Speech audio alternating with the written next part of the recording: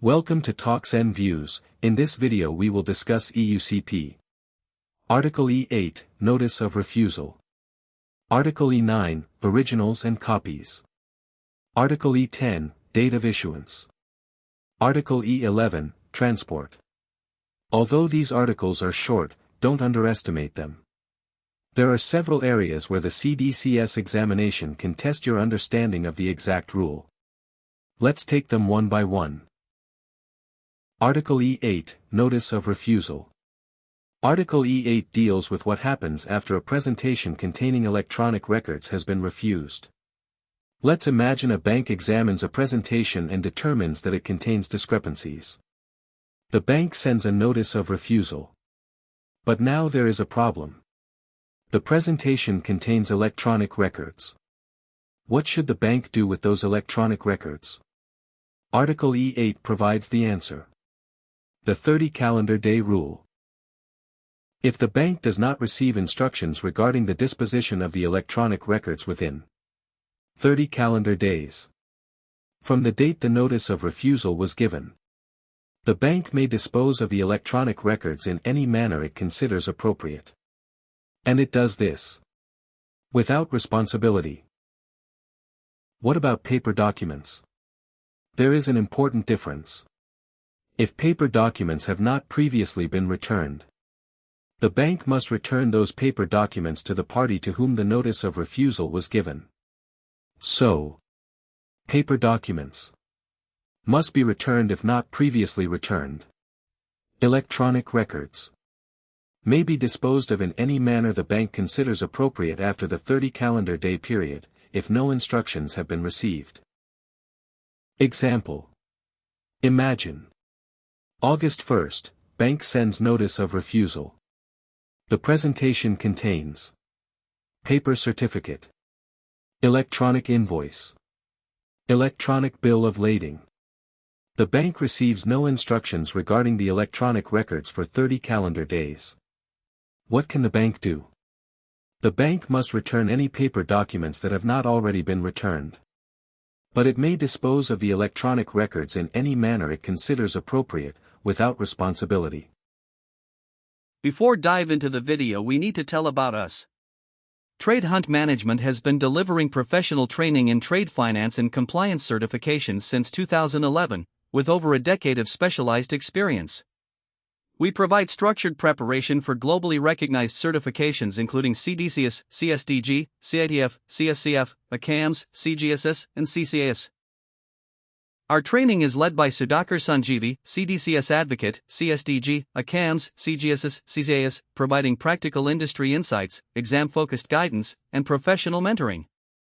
With a strong commitment to quality and a 4.6/5 Google rating, we support professionals in achieving their certification and career goals. Trade Hunt Management, empowering professionals through knowledge, certification, and career excellence. Article E9, Originals and Copies.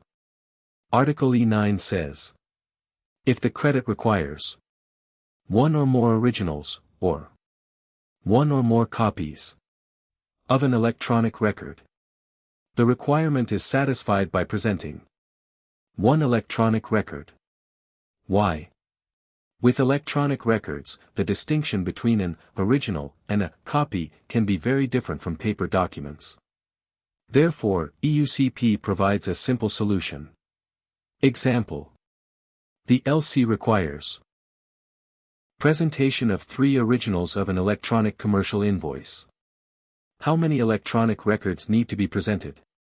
1 electronic record. The requirement is satisfied. Article E10, Date of Issuance.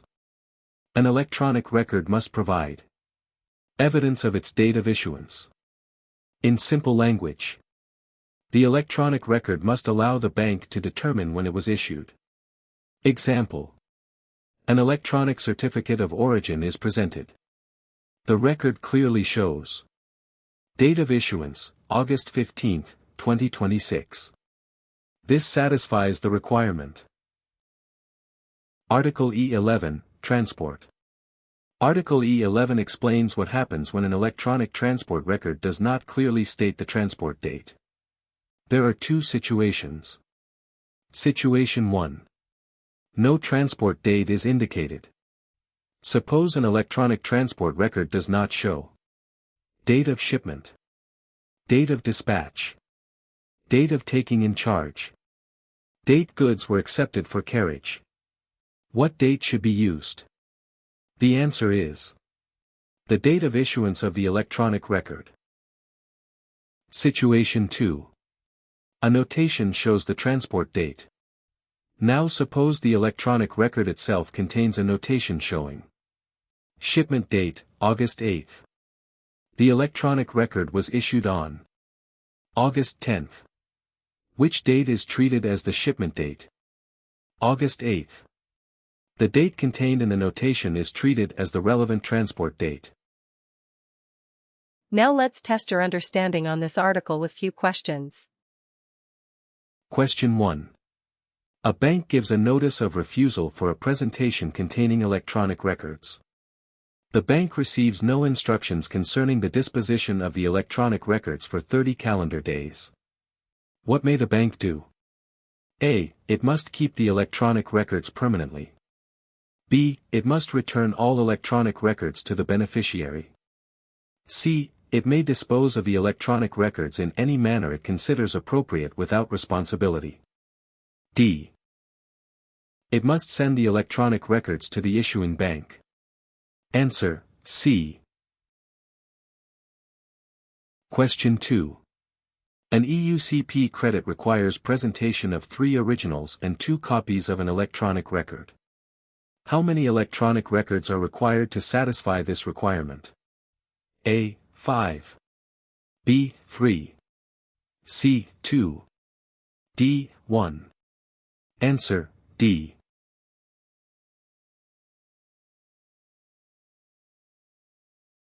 Question 3. Which statement is correct regarding the date of issuance of an electronic record? A. The issuing bank determines the date. B. The beneficiary may choose the date. C. The electronic record must provide evidence of its date of issuance. D. The date is irrelevant under eUCP. Answer, C. Question 4. An electronic transport record is issued on August 15 but contains no date of shipment, dispatch, taking in charge, or date the goods were accepted for carriage. What date will be deemed to be the relevant transport date? A. The expiry date of the credit. B. The presentation date. C. August 15, the date of issuance of the electronic record. D. The date the beneficiary created the document. Answer, C. Question 5. An electronic transport record is issued on August 15 and contains a notation evidencing shipment on August 12. The notation is not separately signed or authenticated. What is the result? A. The shipment date is August 15 because the notation is not authenticated. B. The record must automatically be rejected. C. August 12 is deemed to be the shipment date, and the notation does not need to be separately signed or authenticated. D. The shipment date is the presentation date. Answer, C.